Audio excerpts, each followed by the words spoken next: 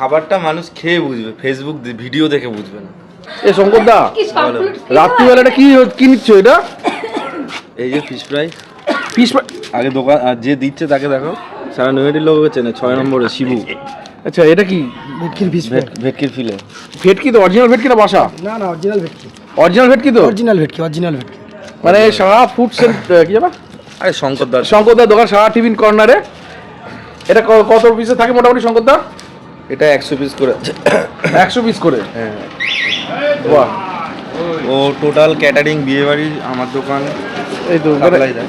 তাহলে বোঝা যাচ্ছে যে শঙ্করদা কি মাল ইউজ করে, একদম অথেন্টিক। হ্যাঁ, এই যে ফিশ ফ্রাই। এই যে ভেটকি মাছের মাথাটা দেখেন। এই যে fish fry। ও প্রমাণ আছে। প্রমাণও আছে। এই যে এই যে মাথাটা না দেখলে বোঝা যাবে না। এই যে ভেটকি মাছ খাওয়ার জন্য নিয়ে এসেছি। ভেটকি মাছের মাথা। ভেটকি মাছের মাথা, এই যে ভেটকি মাছ, আর এই যে ভেটকি। আর ভেটকি মাছের ফিলে।